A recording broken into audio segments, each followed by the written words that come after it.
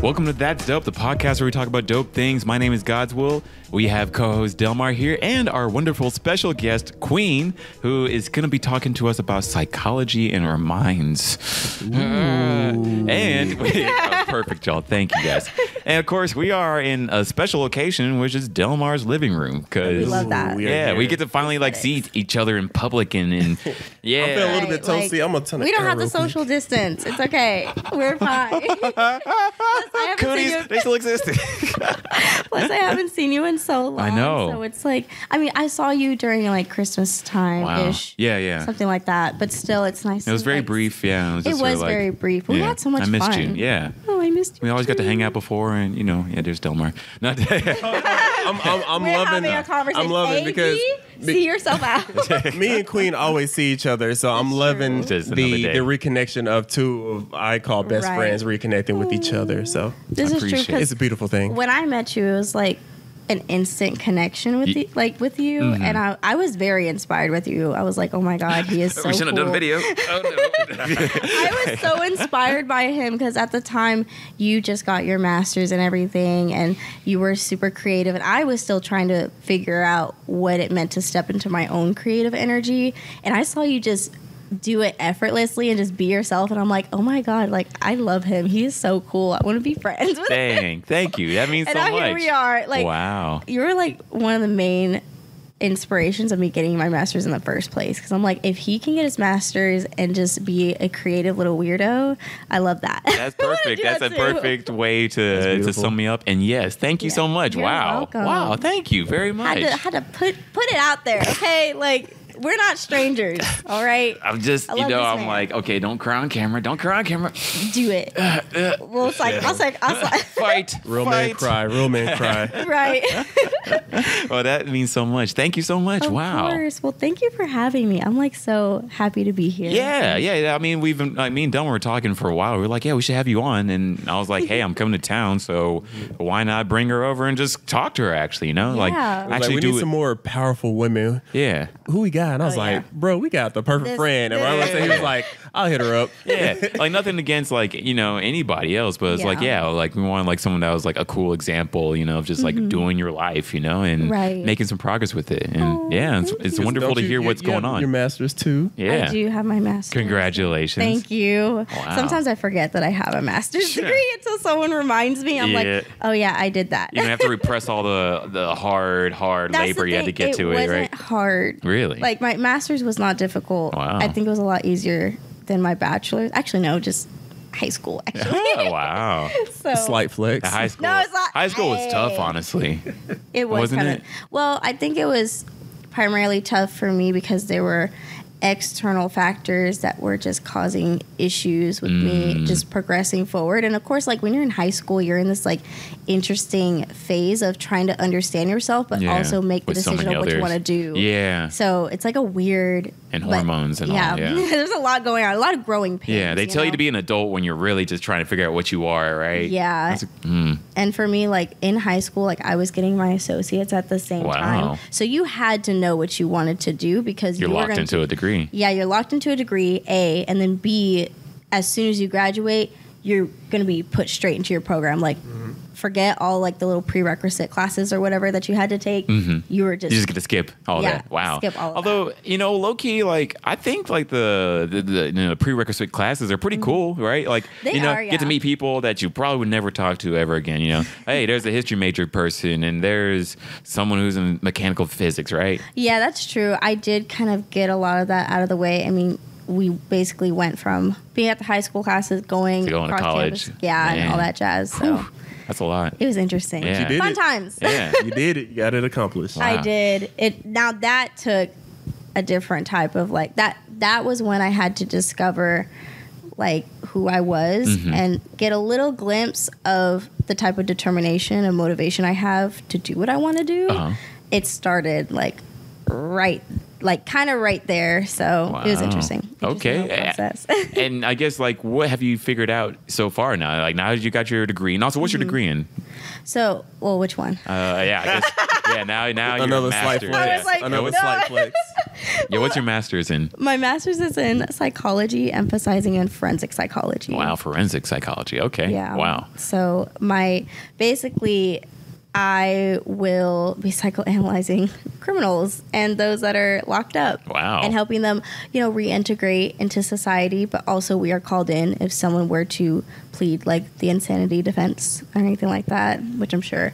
Yeah, we hear about, Mm-hmm. And it's just sort of like, what, how does that even come across, right? Does that happen a lot in real life? Because I've only seen it in movies and shows, but is that a real... Surprisingly enough, it doesn't. Okay. It's I wouldn't say it's rare. It's just something that's not very common. Okay. I think the most famous story I feel like a lot of people have heard of pertaining to that would be like Jeffrey Dahmer and everything like that, where he pleaded the insanity defense. And it worked? No, it didn't. Okay, cool. Because they brought in a psychologist. They're like, yeah, it was crazy. Yeah, it's like, no, he liked this. Yeah, wow. So that was kind of what I think. What's the word? Like, it really set the stage of just like psychology and things like that, where that case in particular, as it made you had a different perspective of just how people can be and all of the grotesque things that they can be a part of and be okay with it.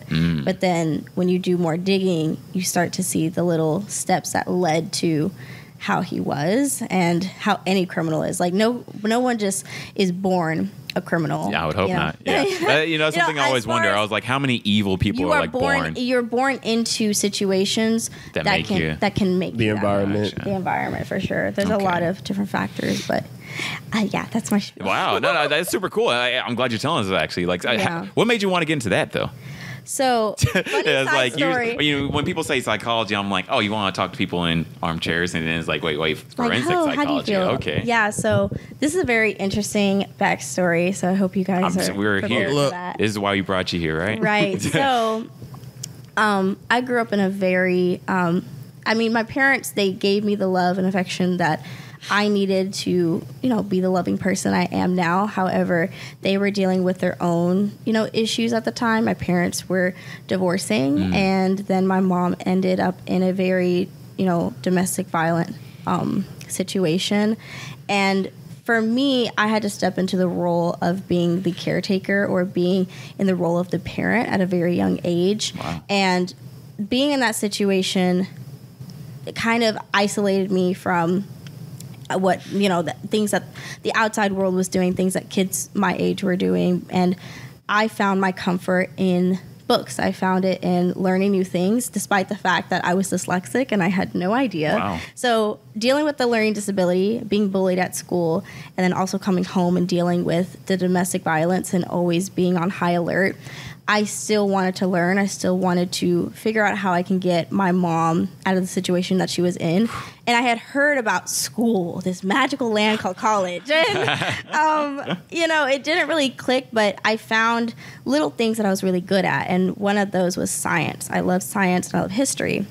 And I was at this playground, and I found a fossil in our playground. A fossil in the playground? Wow. It's very interesting. I was such a loner. I just walk around. I would walk around, and I was so interested in just looking at rocks and things. And I found a fossil, and ironically enough, science class was right after. And they were talking about fossils. They were talking about archaeology. And I was like, oh my God, that sounds so interesting. So I got into that, but at the same time, I got into space too. So I wanted to be an astronaut. How old are you at this time? What grade? I was fourth grade. Fifth grade. Wow. Okay. So elementary still. Oh yeah, playgrounds, right? They don't do that after. Yeah. Sad times. But this is the time of fossils where you just got them and had to brush. You just brushed them off, right? You wasn't really doing. Yeah, no, I was pretty rock. So space exploration, fossils. Right, I was really big into space. I was so convinced that I was going to be an astronaut. And then, no, for real. That's tight. I had the telescope. I felt like Galileo because I would sit outside for hours and watch the stars and map out how they were changing and the constellations I was seeing. I was such a nerd. Wow. That's tight. No, I like that. But I wish I knew someone who was down to do that, look at the just stars. Let me know. Let's go. Let me know. I'm super down. But basically, you know, I was so set on that. And then I actually met an astronaut, and he had a mental breakdown in front of me. Wow. This is so As a kid? Yeah. Wow. He had a mental breakdown because he's like, they kill people in space, and they're never going to tell you what happened about Apollo. And I was like, maybe he knows more than we do. I don't know. It was very interesting. It was very interesting. Wow. I'm like, dude, you just came for show and tell. Like, why are you? Wow. Yeah, saying all this, right? I was asking him a lot of questions. I was like, so black holes, you know, things like that. Yeah, normal really good questions for astronauts. You would hope, right? Yeah. Wow. Yeah, you would hope so. But that's how I got into archaeology, and I just had a You're like, no space exploration for me. Yeah, no. And then on top of that, I started to think to myself, space is unpredictable, and I don't like things that are unpredictable, and I don't want to die in space. So seems easier to die than not, right? So then, you know, you chose the right field.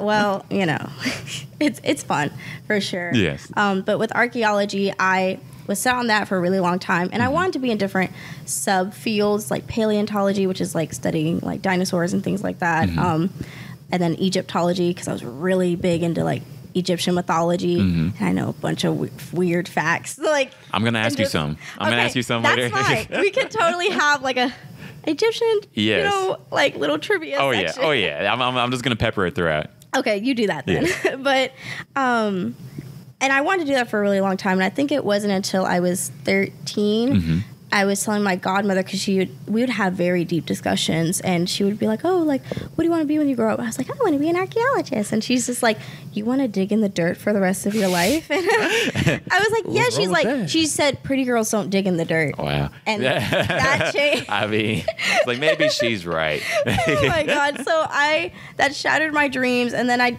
felt like I didn't really have one until, you know, a couple months later. Okay, there we go. Life wasn't always horrible. You know, this kind of ties into kind of like what I was dealing with in childhood. I wanted to bring justice. I wanted to really understand people, and I wanted to understand my situation more. And anthropology kind of came up, and I didn't want to be like a doctor or a lawyer or anything like that. Professor type of deal. Yeah, I didn't want to do anything pertaining to that. I wanted to bring justice in a different way. Okay. So with anthropology, I discovered forensic anthropology. So that's people that figure out how others died, you know, whether and they're used, you know, in the police force and things like that as like death investigators. And I was like, yeah, I want to do that, because when you go into Walmart or you get those Amber Alerts that people are missing, or you see photos of so many different people that are gone, it's like their families are left with like a hole in their heart because they don't have closure. And I always felt like there were a lot of things in my life very early on that I didn't get closure for, and that was a very ugly feeling. And I wanted to be able to at least let a family know that I am trying to give them closure and help them in that way. So I had set my mind on that at like 14, 15, and kept with that all throughout high school and college. And, you know, the more I was delving into my field, the more that I became more confident with, you know, what I can give, because of course I was still dealing with my learning disability at the time. Also, I was diagnosed with. And you said you were dealing with that like yourself, pretty much. Yeah. Wow. And, I was like, how'd you correct that? It's very interesting. I had to really teach myself how to learn all over again, and how I can process information. And that did you keep all that to yourself? Did you try to reach out to anyone? I did, but people made fun of me until I got to high school. Oh. And I was dealing with a lot of other things too at a very young age. I was dealing with an eating disorder. I was dealing with depression and suicide at a young age, because I felt like there were so many pressures on me to just deal with my situation and kind of keep the domestic violence like a hush-hush type of thing. And on top of that, because of all the stress and everything, I was diagnosed with hypothyroidism at a very young age. And my hair was falling out. It was like this close. What is that? Can you explain that? Yeah. Basically, so this right here is like a butterfly gland, and it's the thyroid, and it controls all the hormones in your body. And hypo meaning there's a lack of it. Right? So I'm not producing enough of the thyroxine hormone to regulate all my other hormones. So this causes issues in everything. And if it's not attended to, you end up getting thyroid cancer, which I was very close to having thyroid cancer. My hair was falling out. They were putting me on very, very heavy medication at a young age. And with hypothyroidism, that's something that women commonly get when they're in their 20s. And I was getting it like in early in middle school. Wow. So dealing with that, I still wanted to be better. I still wanted to figure out how I can move forward. And, you know, again, my goal was to help my mom, to help my brother and get us out of that situation because I just didn't understand. And so went to high school. That was fun. You know, that was a whole little moment. And went to college. And I remember taking my first, like, forensics class, and I hated it. And then because I felt like the teacher was rude. Oh, okay. That's and fair. then, you know, fair. Of course, I got a little bit older and more deeper into the field. Deeper into everything. And of course, fell in love with it, loved it very much. But I felt like if I was going to be on crime scenes, if I was going to be doing all these different things, there's a level of trying to put yourself in the perspective of the killer, not just with the like the victim itself and the victim's family. Because I'm a very empathetic person. I could put myself in all those just different perspectives, but to put yourself in the offender's point of view is different. And I kind of was trying to figure out how I can get a forensic anthropology degree. And it was, you know, I was about to graduate, and my mom was like, you should take a break. I was like, no, I'm going to go get my master's. And I didn't want to take the test, like the GRE. Oh, I didn't want to do that. So, and I couldn't find any schools online at the time to do forensic anthropology. So I was like, you know what? I'm just going to go do psychology. Like, why not? And forensic psychology was available, so I decided to do it. And I felt like that really added on to everything I had learned. And it wasn't like I never understood why people did the things that they did. It's just that I wanted to be able to articulate those things and be able to help people. And I truly believe that every person deserves help. Every person deserves to have someone to listen and to understand, even though they might not completely get them. And I think, you know, whether you are someone that murdered 10 people or whether you're someone that's the most, like, you know, faith, Christian, giving, you know, woman, saint, whatever. You know, saint or whatever, everyone deserves help. Everyone has issues that they don't, like I said, you're not born into having all these issues. These issues get, you know, kind of projected onto you because your parents haven't dealt with their problems, and it's a generational thing. And when you start to look at everybody as like, why do you act that way? And what happened? And do you need someone to really listen to you? Because no one really proposes that, because that's not something that's praised in our society. So it's like the long story of where I am right now. That was a great, that was a great and deep story, honestly. And everything kind of, you know, connected because to this day, I mean, I love astronomy. I love archaeology. Archaeology is a sub field of anthropology. What's your full astrology sign? She said astronomy, not astrology, right? I mean, I do. I'm just saying that she knows all of that too. I do, because I love studying anything that's just ancient knowledge. But also, give us a random Egypt fact too. Okay, did you know that so in the underworld, your heart has to be weighed by the feather of truth. I think that's what it's called. Oh wow! Is that the underworld, hell, or Hades, or it's called the. Why is my mind blinking? Anywho, it's the underworld. The underworld, right? Well, so when you go, Osiris, you know, who's the god of the underworld and stuff, he's waiting there. But before you can meet him, is that the dog? And that's Cerberus. No. Okay, no, that's Greek. What? That's Greek. And he's not a duck. There's the black dog. That's Anubis. Anubis. There we go. Okay. And he's going to play a part in the story. Gotcha. Okay, cool. We're jumping. I'll stop intro. You're jumping. So many different. We're in the story. Right, So basically, your heart has to be weighed in order to reach, like, the quote-unquote heaven. And the heaven is basically that you are working in a field because you're creating generational wealth for those that are still living. Okay. So that's kind of like the concept with that. Bringing back, like, labor and stuff like that is a good thing. Okay. Hard work. So basically, your heart has to get weighed with the feather of truth. And if it's heavier than the feather, then your heart gets eaten by, I think his name is like Sakbet, which is like a half crocodile, half bear, type of like, it's basically Anubis's pet. Wow. Okay. So some chimera type of deal. Yeah, it's very That's crazy. Okay, yeah. I never heard of any of that. Wow. Research like the story of the afterlife. It's very interesting. But the reverse, that the feather is heavier. Yeah, then you get to go to heaven. Heaven work planes. Mm-hmm. There we go. As long as it's not like there's like no trick pyramids and it's like okay, no. Go faster. This is for you, great grandson. Oh my god, no, that would be terrible. That's dope, honestly. And thanks for coming up with a quick fact. I'll ask another one soon. Oh, so I have many. My goodness, yeah, you're good. You can ask me any other. You just ask me for a random. Oh yeah. I'll probably spill out something. Okay. I'll think of something. Okay. Give another one. Oh, no, wait. You asked. You still want to go through with that astrology question? Oh yes. Yeah. What's your full? Give us the my full chart. Yes, I could. Ooh. Go. No, I'm kidding. So my sun sign is a Pisces. Sun sign is like the basic foundation of your personality and the sign that you were born under. So I'm Pisces, born March 3rd. My rising sign, which is a sign that I come off as, which is an Aries. So a lot of people, when they meet me, they see that I'm so extroverted.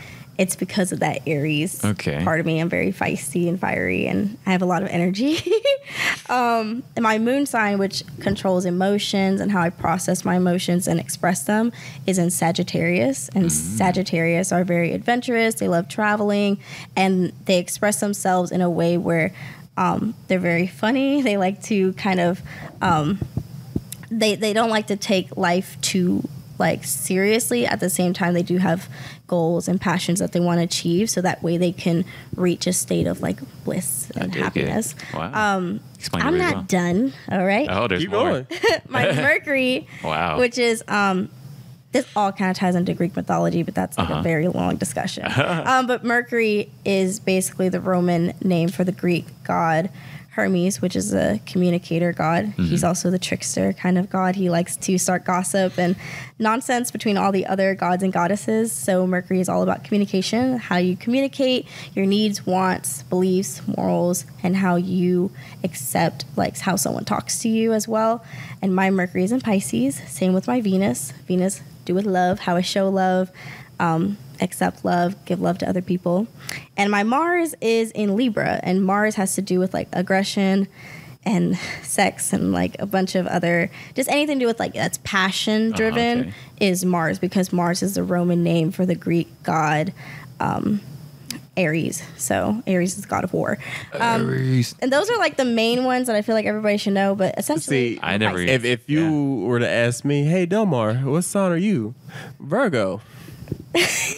Yeah, I mean, I didn't know. I thought I was so doing right, honestly, just knowing that much. Right. Well, I mean, the levels. A lot of people don't realize that with your birth chart, like backtrack. With the sign that you are, like the zodiac sign, a lot of people are like, oh, I don't really resonate with that. It's because there are other aspects that play a part in your personality, and you're basically more than one sign. Essentially, so. That makes sense. Like some nuance would make it a little bit better, I guess. And I would like to see like how it's a little bit more goes. Specific. Okay, as a side, yeah, because like it's just like, oh, you're one of 12 things, right? Like, and every human is pretty much one of 12 things, right? Exactly. So like that'd be a little strange. She almost jumped on me because I didn't. Do you know what time you're born? Yeah, I know. Oh, well, maybe that's just me. Well, I know because I was just looking at my birth certificate like just a little while ago, for paperwork and such. Yeah, because she about jumped on me. I was just I did not. Her and her friend. Okay, it wasn't that deep. You're being very dramatic. It was deep. They were trying to tell us. No, they were trying to. I've been seeing them TikToks. They'd be like, if she asks what sign you are, run away. Oh my god! Hey, we just you did explain it very eloquently. That I'm like, okay, maybe astrology isn't. But she opened my eyes to all this extra stuff. So I'm just like, because there's extra. So stuff. when she goes, I'm just listening. I'm just like. Wow. Like, I'm actually listening, trying to take it all in because, like I said, Virgo. That's all I got. She was a Pisces connected to the Sagittarius. Virgo. Right? Virgo of you. She was a Pisces connected to the Sagittarius because she's rising with the flames of Aries. I'm just like, connecting the stories. Okay, so Aries knows Sagittarius. They, what's up, homies? Pisces chilling there. All right. Yeah, it's like little mini connections. Mini me's. Yeah. With all different personalities. That's funny. That make up the me. I got to look into mine a little bit What more. are you? I'm Capricorn. He's a Capricorn. Yeah. He's a Capricorn. So what's the Capricorn? What's like, this is a Capricorn. Capricorns are all about their money. They're very career driven. Yeah. And it's not like in a way of like materialism. Capricorns seek stability because they are an earth sign. So they're very set on what gives them that sense of like peace and balance, and for them that's career, that's like moving forward, that's like progression, that's making, and to them, I mean, a lot of people think Capricorns are super materialistic because they solely think about their money. They're very good with finances, they're good with just like good finance. Now I want to see if this is connected. Avatar universe, what are you? I would like to be Well, actually, I think these days fire. Like before it was water, but now it's fire. Earth. I never really like. Earth was always cool, but like never was. I was gonna see if he was gonna say Earth. I was gonna see. If that was you probably have maybe some fire in your chart, which is why. Check. Because Capricorns, one thing about them is that they're known to be very dry, or they have very like stoic. Yeah, personalities. Yeah, that sounds stoic. And you don't have that. You're very inviting and hi, how are you? I just think you might have some other. It's like low key, like when I'm by myself, I feel pretty stoic, honestly. Like I'm just, but then when I'm with people, then I guess it sort of turns back on. So yeah, it's the opposite for most Capricorns. And everybody loves to have you in their presence. What can I say? This is true. We all want to have Godswill. Thank you, guys. Hello. So we should ask you about your podcast, right? So yeah, I have that too. But no, like that set up. Like, how come you have the podcast? So, yeah, how'd you start the podcast? What's it called? What is it about? And like, how'd you come up with the idea to do a podcast? So I came up with the idea because at the time I was just freshly out of a relationship. Guy broke my heart. Damn. I'm not going to be dramatic about that. Okay. And today. Hey. We're not going to discuss that, even though you were there. It's okay. Oh, yeah. Okay. Yeah, you remember. Flashback. Remember. Wow. Pepperidge Farm members. So basically, I was still kind of coping with that. And at the same time, I just had I just felt like a lot of my energy was just gone because that was going on. I was also supposed to get knee surgery because I was in a car accident, and y'all know I'm a dancer. Yeah, so I was like, "How are you doing with that?" By the way, it's a lot better. Like, although earlier, okay, so that's why your knee popped when we were showing her the jerk. The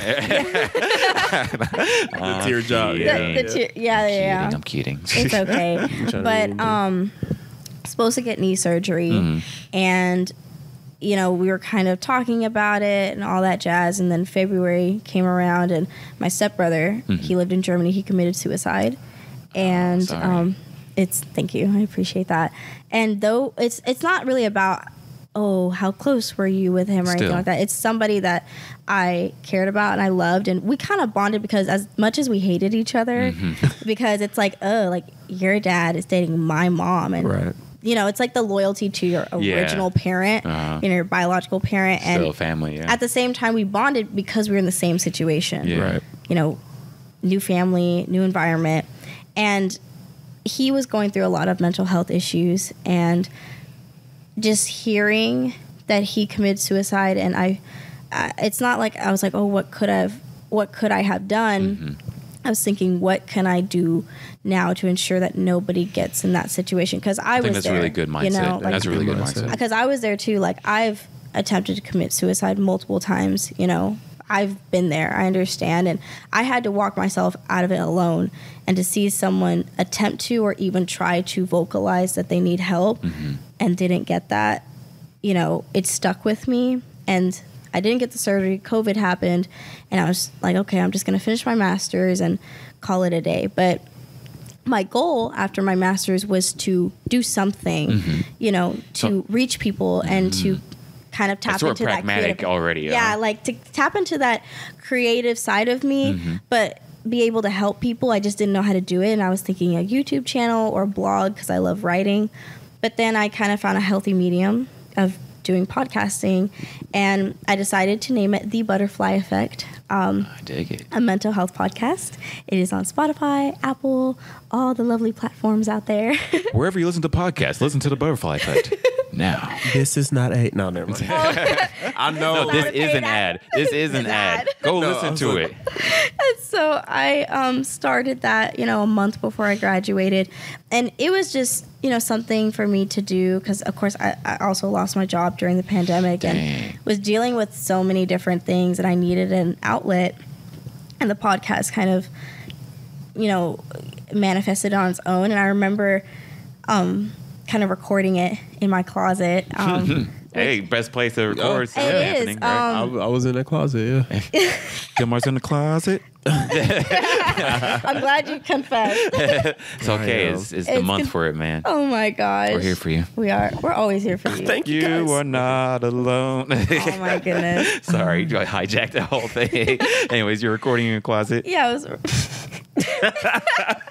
Yes, I was recording. You are not alone. No, sorry. Okay. We are here with I hate y'all so much. Look, go. Though we're far away, Go, Delmar. I'm here to say. All right. Okay. I was really looking forward to hearing the rest of that in the whole Yes. podcast episode. I forgot that was a Michael Jackson song. Yeah, That's right. up there as a top one. Oh, there we go. I am here with you, Oh. and oh, you're far away. Here's where the copyright strike comes. It's like, that was Michael. All right. Copyright strike. Anyways. Back to the closet. Oh my god.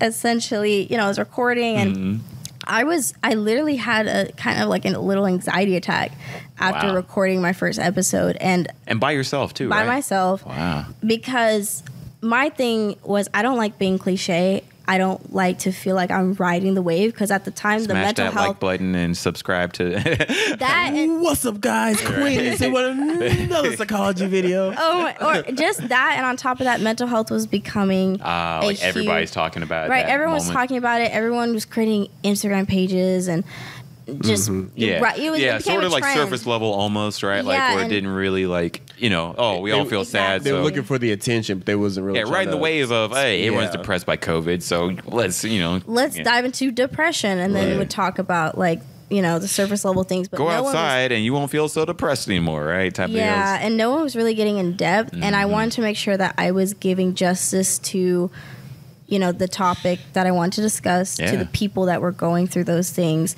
and not just spoon feed them things that they've heard. Right. And it's been regurgitated for so long.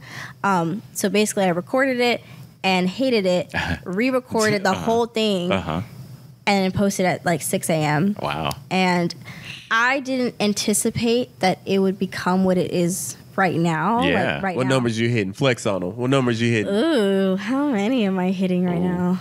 Hold on, I have to check. Oh, wait, actually, I know. 2.5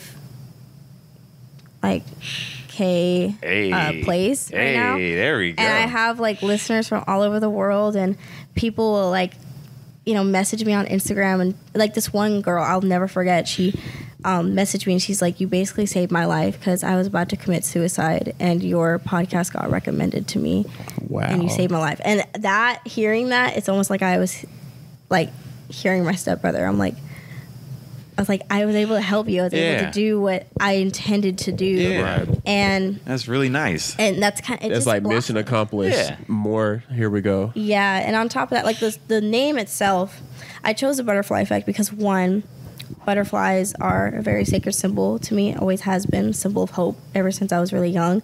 But the butterfly effect is a psychological theory where that the smallest incidences can create a catastrophic change or an event. That was an Ashton Kutcher movie, right? Yeah, it's a movie too. I always think about the trailer, but I've never seen the movie. Yeah, so it's the top, and they kind of tie it to where if a butterfly were to flap its wings, it causes a hurricane in China or something. Okay. So it's that kind of concept. And with our lives, with when we go through traumatic experiences, those tiny incidences, though we may not see the true impact of it at that exact moment, there are bigger things that trauma can cause on a person, and kind of going through those growing pains and having to unpack all of that and go through those changes and knowing you're going through them. It's not easy and it's not hard. And if you look at, you know, the metamorphosis process of a butterfly, it's very glorified. But to imagine like eating a bunch of leaves, getting super fat, and then like shedding like multiple times, and then wrapping yourself up and being claustrophobic as hell, and then thinking you're going to break out and hopefully survive to be the beautiful being that you are. That's kind of just how life is. You're going to go through many changes. You're going to feel very uncomfortable. It's not a simple process at all. It's complex, and you don't know what the outcome is as much as you would like to believe there's a beautiful outcome at the end. But you're susceptible to falling, or you're susceptible to not reaching those goals because trauma can hold you back from that. And I wanted to name it that as like, hey, like I'm here to walk you through that process of change. I'm here to walk you through what you're going through, even though there's no one in your life that you can truly rely on. And maybe you're completely lost, because a lot of people talk about the healing journey and the journey of life and how life just happens. Sometimes you really do need to understand what path that you're on and know what exact steps that you're taking and where you're trying to really go, because life is not just like, life happens. Life will always just be as it is, but sometimes you need to have like a different perspective as to, okay, what has led me up to the point that I'm at right now, and am I going to allow certain things to continue to either hold me back, or am I going to use these things to propel me forward? Yeah, like if you know now you have the actual wisdom, or, you know, you have to make a decision. Like, will you actually change, or will you go back to what's comfortable, right? Right. And sometimes, you know, when people say, yeah, you just need to change, you know, it's just something that happened in the past, just let go of it. It's like, yeah, how are you supposed to know what happened in the past and what is deemed to actually have been traumatic and affecting exactly, you? Like what you said, the butterfly effect. Right. It's like some things you just don't know. Like, for example, if you've been living in a household of abuse, you think that's normal. It's become normalized. And then you get older and you start either exhibiting those behaviors, or you end up attracting partners or friends that are that way. And you just think it's normal. And it's not until you experience something that's the opposite, that's supposed to be healthy, then you understand what is toxic. And then you're able to be like, wow, this is different. I was like, you gonna talk about? Nope. I was like, no, that's the next door. That's what I was thinking. Like, bring that that's up. what you were thinking of. I mean, I thought so too. I was like, you just need to talk to her. It's that way we have healthy behaviors. I feel like a lot of people come up to me like, yeah, Queen, so I have this friend. You need you to fix her, right? She's crazy and she's gonna hurt me and others. So please, so we can get together, right? It's just, you know, it's a process. Yeah. But that's kind of like the way I view things, and just how, as you said, like the butterfly effect of actually transmorph. And just to imagine if someone, I think I was watching a TED Talk today where there's actually an ongoing study that's been going on, I think since like 1940 something, of seeing children as they develop through time. Like they basically follow, I think, over like 1,000 children from literally when they're born to old age. Wow. And they've been watching, you know, the type of environment they lived in and how they developed in order to understand the key to child development and everything like that. And they mark down to, you know, there are certain things that they go through that leads them either down the wrong path, and they're more susceptible to suicide or poverty or, you know, obesity or depression or whatever. And then there are some that take different routes because certain things had to happen, you know, whether the parents were attentive or, you know, there was a mentor. There's always somebody that kind of steps in shifts them from and shifts them from that, because it shifts their perspective. And I don't know if I like that. Anime was that for me. And that's the thing, like parents play a huge role in how we develop, because ever since we're really young, we depend on them because we're vulnerable. We know nothing about the world, and we look to those that are giving us what is deemed to be as comfort and shelter and safety. And that's just like the, you know, I guess animalistic part of just survival, right? And so we're looking at these caretakers, and we're not really expecting anything. We're just seeing what they do and we're mimicking it. And then we get older, we get used to it. And that's why you might, as you get older and you decide, certain things for yourself and you understand you have free will and you're growing, you have your own experiences aside from experiences that you've had with your family, that then you can look back and say, wait a second. Like, maybe there's a disconnect. Yes. There's something going on here. Yeah. Honestly, college was that for me, like where, it was like, okay, now I get to finally define what I want to be for myself, right? And then I was able to see what I liked, choose my own role models, I guess. Or I also get lucky that, certain people looked out for me, right?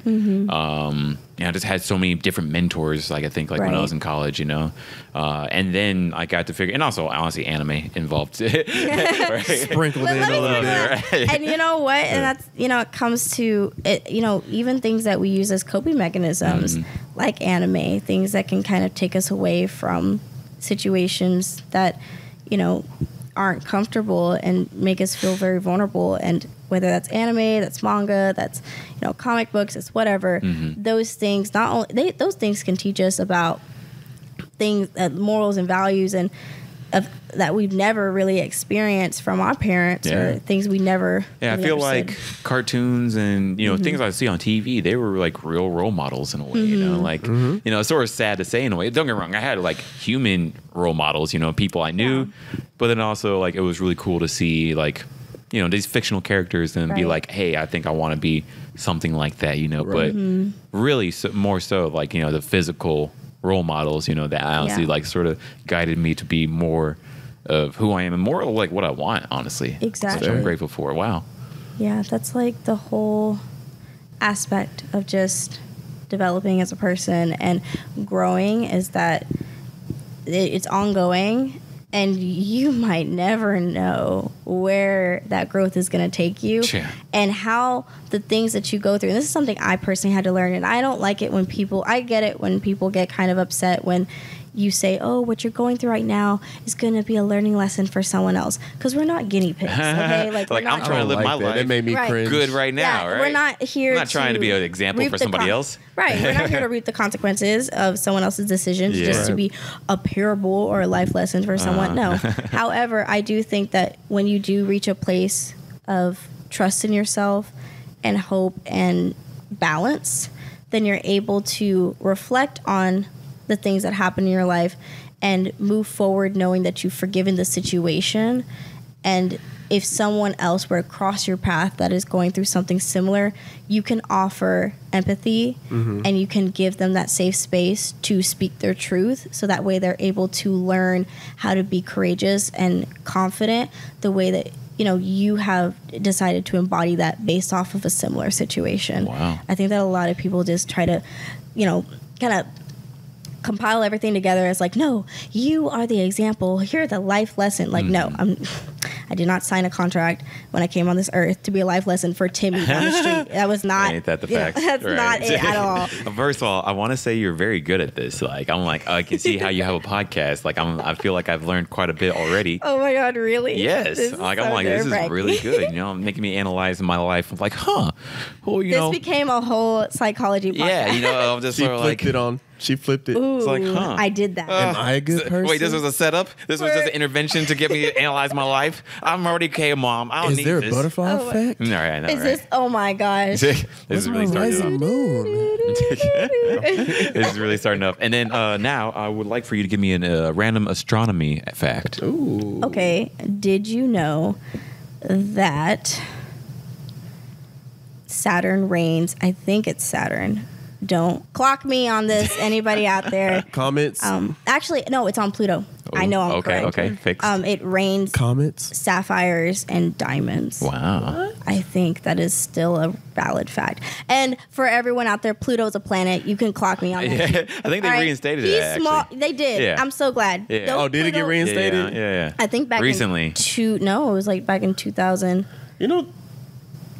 12? Really? Okay. I might be wrong. I think you. But were you one of those people that was like really like? Yes. Yeah, they took it off. Yeah. I was upset. No, just pissed off because I'm just like that doesn't affect. It does affect us. Gosh darn it. I understand where they're Especially coming we just learned from. about astrology, man. I understand where they're coming from. It's a dwarf planet, blah, blah, blah. But it's still one of us. A dwarf planet is just a star, right? Yeah. All right? It's miles away. It goes on away. our orbit, and we learned about it when we were kids. We can accept weirdos. Look at Saturn with its rings. Look at Jupiter with its, big red blister. See, that's one of the things I'm kind of indifferent on. Just cool, it's a planet. Oh, it's not a planet? Okay. I was those people Pluto's a planet. I was with you, Queen. Okay. You need to get with us. I'm sorry. You need to care. I'm not fighting for y'all, but I'm not fighting against y'all. I'm just here. Random also fact. Since I talked about the red blister on Jupiter, I just feel like it has a big pimple. I'm totally kidding. No, but it's actually a storm. It's been an ongoing storm since the beginning of time, I'm sure. But it's getting smaller. Wow.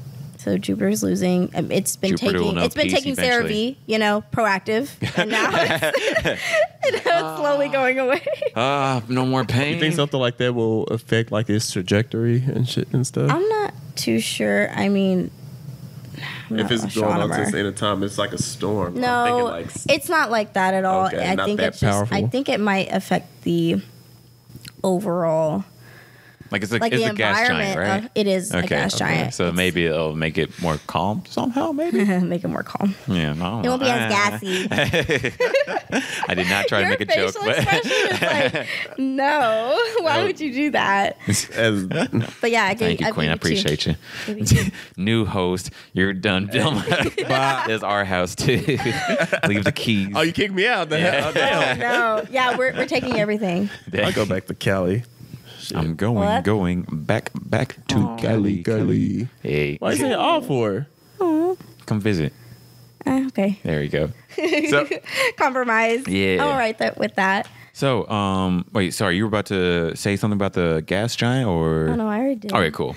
Now I'm thinking of so many random fun facts. Yeah, no. Hey, I'm glad you're actually providing it to us. Give us a random fact about something just left field.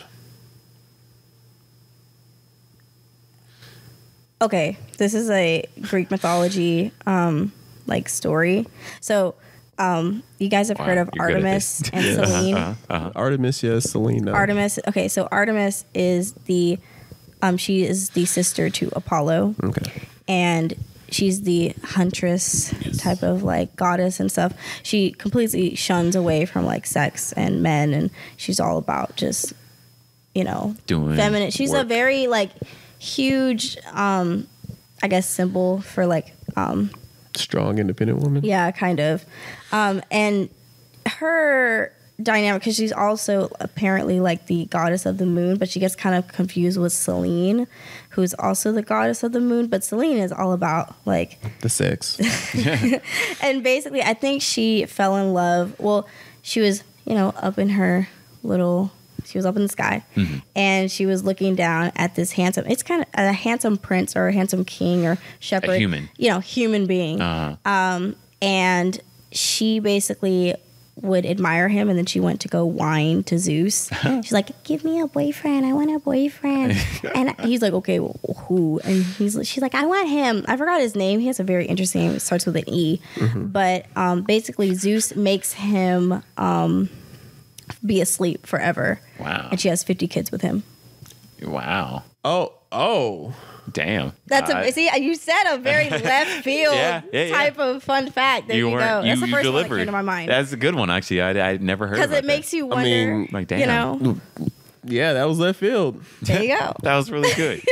That was really good. Be a way very to enjoy that? I mean, I'm pretty sure he would have been willing. Because, there's many different types of love that is described just with, from the Greeks. No, so that's the thing. I mean, Greek stories is happier than others. Yeah, they just kind of transformed into whatever they want and fucked whatever they want. Well, the thing is that, you have, I think there's 7 different types of love. And for her, it started off as Eros, which is kind of the physical attraction type of passion, love. I guess, right? Not necessarily the passion, it's just the physical attraction. Okay. You're attracted to that person. I just want to lust. Just it's similar to lust. It's kind of I want to have sex with you and that's it. No, it's just more wow, that thing is so pretty. And then it kind of, it can turn. An admiration, yeah, I guess. it can turn. Now, Eros. Into more passionate. It turns him more passionate to the point where it can be sexual. Okay. Gotcha.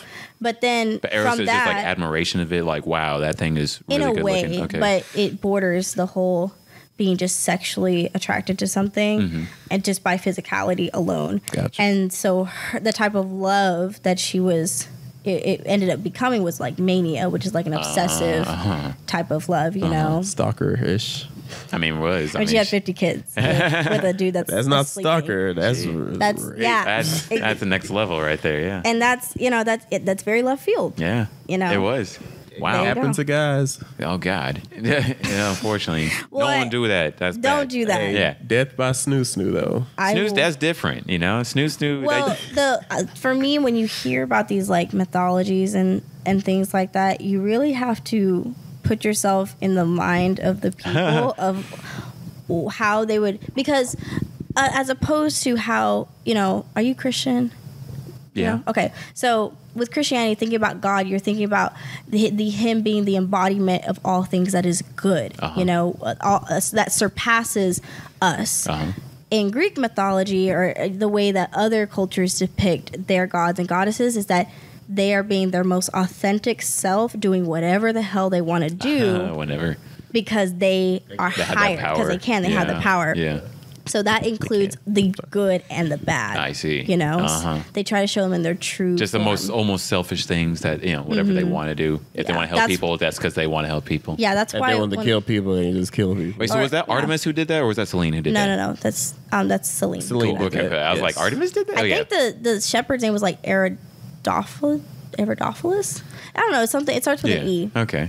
I'll can read It's cool, though. You said was it in eternal sleep? No, he was asleep. Like he was just in a field, asleep, just chilling, taking a nap. Right. For like for a long time. For a long time. Yeah, Zeus he didn't wake up like when he. Like just say, was it an eternal sleep, or was it okay? I want to have sex. Eternal sleep. No, eternal sleep. So he like just Zeus died. put him to sleep forever. Damn.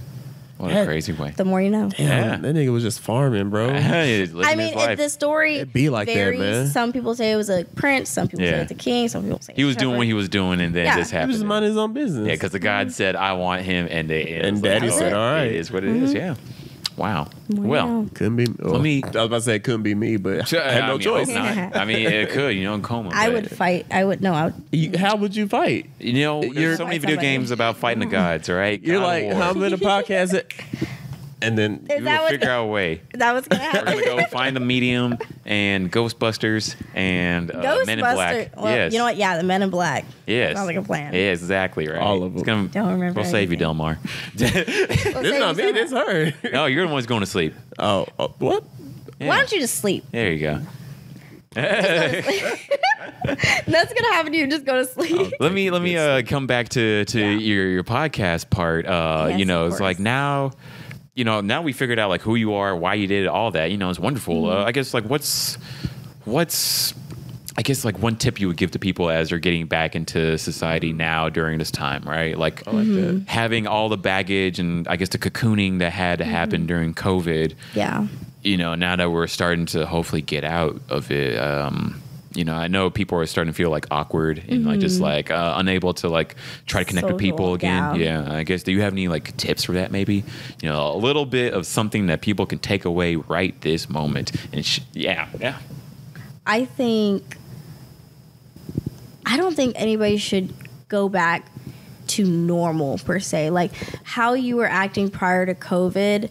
I feel like COVID was kind of an opportunity for everyone to reflect and to grow. Yeah. And even if it's not like, okay, I'm going to sit down and I'm going to grow while everyone's out there dying and there's I'm just here for growth. Bro, no, I just think woke now. I think it's just very important to kind of, now that we're slowly coming out of it, you know, as far as other states go, know that to not take life for granted, not take the opportunity to connect with others for granted, and being able to learn new things. Because I feel like with COVID, a lot of people started to become, I feel like we got a little bit more in touch with that human side of us that's just curious, and we're going to try to learn how to survive in so many different ways, and we're going to figure it out, how to be creative, how to, you know, surpass, you know, being at the surface level with just life. Like, I feel like COVID opened the eyes to so many people that you can do anything that you set your mind to, and also there are different avenues to get to the same destination, because COVID has changed a lot with how people search for jobs. More people are starting their own businesses. I feel like we're starting to reach a point of being more creative and thinking outside of the box, which I think is fantastic. And for everyone to just prioritize your mental health, but also recognize and reflect what you really want to do. COVID did set a lot of people back, and even I feel like it set people back in order for them to kind of reset and then look at things differently in order to propel and move forward. Yeah. Because I don't think that anybody should be coming out of this long pandemic not having unchanged or not wanting to go back to what normal was. Yeah, I feel like no one will truly be that way, but it's nice to recognize that you've changed and to not be afraid of change, because change is going to happen, knock on your door. Damn. Bust in, whether you like it or not. Yeah, and that's true. You have to, it's not about being prepared, it's about accepting, and it's about trusting that whatever is going to happen is going to blossom, and you're going to grow in a way that you're supposed to. And it's not just about you. I feel like with me personally, COVID taught me a lot about how human beings are very selfish, and we should be doing a lot more with giving and helping other people. And it's not about giving thousands of dollars to charity. But it's even about time and energy to others, right? Exactly, and cultivating, creating stronger connections with people. And COVID taught us ways to try and do that, even though we weren't face to face. And I think we should continue to do that. Yeah. That's how we become better people. Wow. I'm super happy I asked that question, because you gave the wonderful, most best answer I could have imagined for that. Yes. I like how she already had that locked and loaded, even hesitate. She's ready to go. Look, I'm saying you are a professional at this. You just, boom. What's an astronomy fact? Boom. What's an Egypt fact? Boom. Tell us about your childhood. Boom. Just sounds like my functional fire. anxiety. I loved it. No, that was boom. I need to have you on the podcast a lot more often. I am always down for that. I think that my mind's just always going, and I'm thinking of 10,000 different things. You're wonderful at this. This is great. Yeah, seriously, I'm gonna be a lot of me on the video, just because, like I said, I see her quite often. I'm just enjoying the interaction. That's good. I wish I saw you more often. You're wonderful. You know what? I don't want you to belittle your own role in this, because to be honest with you, I feel like there's always a certain dynamic and how things are kind of distributed with energy and everything, and you are contributing in a way where it creates a lighthearted and yet stable, calming effect. Yes, right. Delmar, honestly, thank you both for being on this, because seriously, you were wonderful, in good vibes the whole time. And in fact, this whole room, I've known you both for so long, and I've seen you both grow in the most amazing ways. And I think it's just great to see not who you are now, but to already get a glimpse of who you're going to be in the future. And I'm just super excited to see all the projects and things you do. We had to get together, because the last time he was in town, she called. And she was like, "What are you doing?" "Getting Whataburger." I was so upset. With Godswill. And Godswill goes, "Hey." She goes, "Oh my God." I know I did. Because I meant to have seen you, but I guess it's just so many times. And you know what? That's completely okay, because everything aligns in the way it's supposed to. Yes. And when you meet someone and you're finally interacting with them, it's always going to be pure and out of pure intentions, because you're going to be doing this right now. Just us talking could have shifted so many things in all of our lives. Yeah. With other people. I mean, it's making me really think about hey, why do I do things, and how can I think about how the other person does things, right? Mm-hmm. Why, this talk, the talk before we started, open my eyes. I mean, that was quite the enlightening conversation too. Well, always here to. I love talking with you, Queen. I hope to talk to you a lot more. Of course. And tell us once again, what's the name of your podcast? Yes, please. Where do people where can we do find this you? Professionally? Well, you can find me on my personal Instagram, which is your.ma J3STY, so Majesty. It's just the E is a 3 because 3 is my favorite number. It's born on the 3rd. Come on, y'all, connect the dots. And yes, her name is Queen. You know how many times? Is her name really Queen? Yes, my real name is just Queen. Like his name is Godswill. Yes, I still one of the first interactions I had with Godswill is like, bro, that's your end. Your name is Godswill. Like, Godswill. I guess so. Yeah, no. But honestly, I was like for a long time. I was like, I feel the same way. People are like, "Oh, yes, Queen, you're a queen." I'm like, okay. How many Godswill jokes do you do? How many Queen jokes do you do? Right? And it's like, I guess enough. So people are like, "Queen, like the band." I'm like, well, yeah, I love Queen. Like, yeah, sure, whatever. Ready to sing Bohemian Rhapsody anytime. Let's go. Oh, for sure. But finish, tell us where we can find you. Yes. So that's my personal Instagram. That's my fault. So your.majesty. I'm sure they'll tag me and put stuff or whatever. And my podcast Instagram is the Butterfly Effect Podcast _. And then you can find the Butterfly Effect. It's a purple logo with a little purple butterfly on it. You can find it on Spotify. You can find it on Apple. Stream it. Share it with your friends. Tell me which episodes you like. Yeah. Tell me what you want me to talk about. Ooh. I'm just so requests open. Requests are open. I like that. And guest requests are open too. Oh, wouldn't you like to have somebody as a guest? Would you like to be a guest? I would love to. Thank you so much. I have lots of problems to talk about. No. Oh my God. He's like, here's my trauma. Yes. Fix it. Help me, Queen. No. Honestly, I feel pretty stable so far. Oh. We'll see. You get to experience the closet. Oh, yes. I'm going to the closet. It's very cozy. You enjoyed it. Hey. It was fun. Ooh. It was fun. Our conversation sounds was like quite the experience. I'm excited for this. Thank you. Before we go, one last, what type of fact we ask for? I guess give us a forensic psychology fact. This is so grotesque to end on. Do it. Okay. Finish it. So I'm going to try to make this as short and sweet as possible. But there was... I don't want to say he's one of my favorite cases. That's kind of like no, dude, I feel like you've earned the right to say favorite cases when you got your master's in this whole field. So everyone talks about Jeffrey Aren't you Dahmer. going back to school? Oh, yes. Wow. Because she ain't done. No. Wow. She ain't done. Yes. Post-bac or PhD? I'm getting my PhD. Wow. In psychology. Wow. With an emphasis in cognition and instruction. Wow. So understanding the brain. Non-stop. Okay. I know. I don't stop. I won't stop. Anyway. All right, so continue the case, yeah? Okay, so everyone talks about Jeffrey Dahmer, which is the most, it's the most annoying case that because, okay, I don't know. I feel like the way that people based the world they have that's the whole world revolves around him or Charles Mason. Mm-hmm. I don't care for any of them. I think their story, I don't want to say boring because it's not. That's so rude. It's just sort of been played out by this point. We've seen movies and documentaries on them. Oversaturated. Let it go. Yes, there we go. Perfect. This story is about Ed Gein. Ed Gein was isolated in a farmhouse with his mom. He was living with his mom and his brother because I think his dad left or was, died at a certain age. And Ed was very introverted, very close with his mom because his mom was like one of those heavy religious people that told him that people were bad and basically instilled him with a lot of just ideas and beliefs just about other people. So he idolized his mom very much.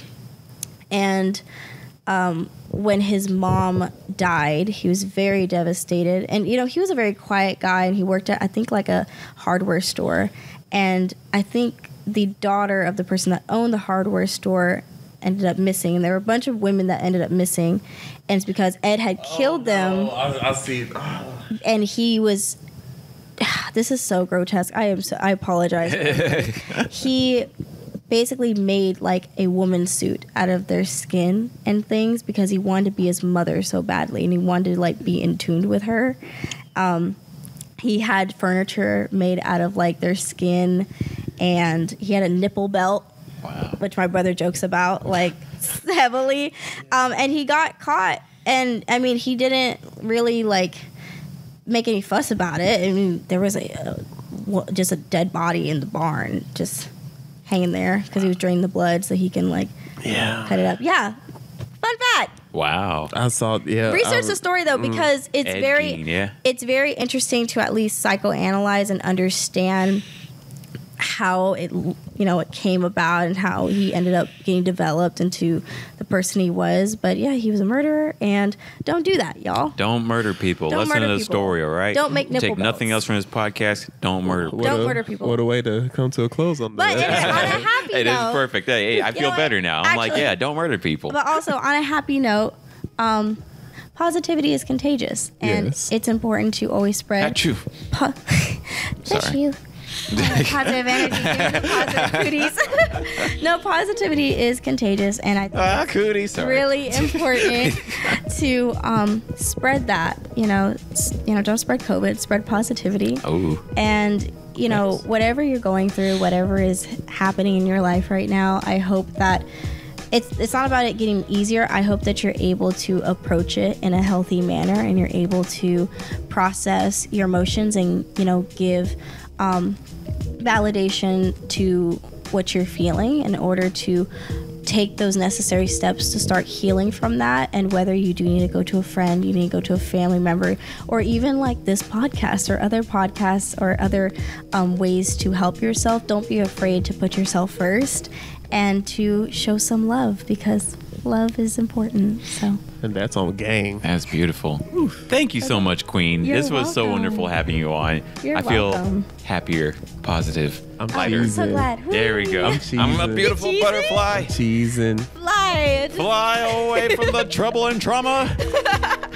Thank you so much. Yeah, that's the tagline. That's for free. I love that. Thank you so much for having me. Thank you so much. I'm going to have you back on, because it's wonderful just listening to you, like everything with this. This is great. I'm here for you. As always, stay dope, folks.